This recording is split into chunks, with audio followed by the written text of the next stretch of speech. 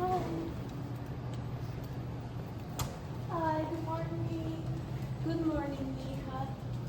Please take a seat. Thanks so much. How are you today? I'm nervous, but yeah. How are you? How was your morning? It's been good so far. Okay. Thank you for agreeing to meet with me today. How are you feeling about it?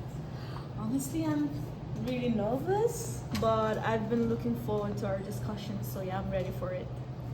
That's good, but don't be nervous. I appreciate your positive attitude. So, the motive of this meeting is to have an open and honest conversation about your performance over the past year. How do you feel about that? Yes, I think I'm ready to hear back on my feedback and improve. Well, I've spent some time reviewing your work and I have prepared some examples for us to discuss your achievements and areas for improvement. Well, I want us to have an open conversation and I hope you're comfortable sharing your thoughts as well. Yeah, sure, definitely. Yeah. Perfect. Okay, so let's start by going over some of the goals and objectives we set for you last year. Do you remember what goals they were? Yeah, actually I do. So the last time we met, the most important goal that I set was to help improve the efficiency of the team's workflow, and yeah, that was like the most important one for me. Yeah. Correct. And congratulations, because I have noticed that you have taken some significant steps to streamline the process. For example, the new project tracking system you implemented has reduced the time spent on updates by 20%, and that's fantastic. Not only for your team, but for the accounting firm as well. Thank you, Agatha. Like you noticed that, like me and my team actually worked really hard and closely to identify what was the problems and those bottlenecks. So like I'm really glad to hear from you, like that the changes are making difference in the firm. So yeah, thank you so much. Absolutely. You have been proactive in addressing issues and it's had a positive impact on the team.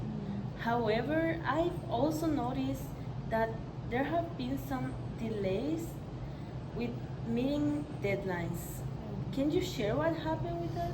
Yeah, so about that, I'm very sorry because like, and I know that I've aware like that couple of projects were delayed, and I think like a part of it was due to underestimating the time that it needed to complete certain task, and I'm sorry because like I tried to juggle like a lot of stuffs here and there, like the responsibilities, and I'm still trying like to figure out the best way to prioritize the stuff. So like so because of that, that was the reason the projects were delayed, and I'm really sorry about that. I appreciate your honesty, Neha. Managing time can be tricky, especially when you're handling a lot.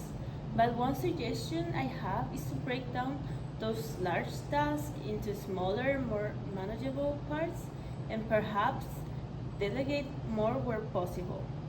And we can also look at setting more realistic timelines together moving forward. How does that sound for you? That sounds really helpful, and I think like that's doable. Whatever you said, like that's actually really true. I've been hesitant to delegate too much. So, but like now I see like the value in it, and I'm open to trying different approach. The one that you just suggested me sounds the best. So yeah. That's wonderful, Miha. I'm confident that with the right support and continued effort, you will achieve even greater success in the coming year. Let's set some clear goals to work towards and schedule regular check-ins to monitor your progress.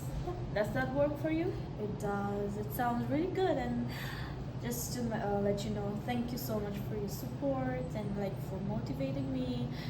Like I've been so tired lately, like trying to figure out all the stuffs, but I feel motivated to tackle my goals. So thank you so much for that.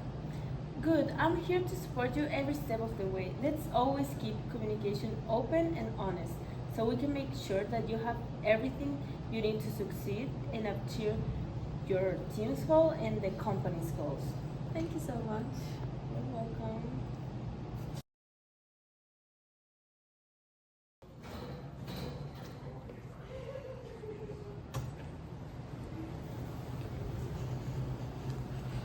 Hello, Alexa. Johan, what are you doing here today? I'm here to talk about my performance appraisal. I think some of the evaluation criteria are not fair. Oh? Why do you think it's not fair? Tell me what you think. For example, the customer satisfaction rating is 30% of the total performance appraisal, and I think that's too high. As you can see, I didn't score well in that area. As an accounting firm, customer satisfaction is a very important metric for us. I think 30% is fair, and I don't see a problem with it. You're right, customer satisfaction is important. But in my work, I sometimes deal with unreasonable clients. Some clients want me to change numbers to make their books look better, which goes against accounting principles. As a professional accountant, those principles are like the law. I refuse to change numbers, which upsets some clients, and they give me a low score. But the other employees in your team have not reported this kind of issue, so why do you? Maybe they don't see it as a big deal, but regardless of what they think, I still hope the company can change the weight of this criteria. But Johan, have you considered that communicating with clients is also an important skill? When something happens, you shouldn't always blame others, but you should reflect on yourself and see where can you improve. When it comes to accounting principles, I don't think I'm at fault. You young people are always so stubborn. In the adult world, it's not about right or wrong. It's about benefits. Do you understand benefits?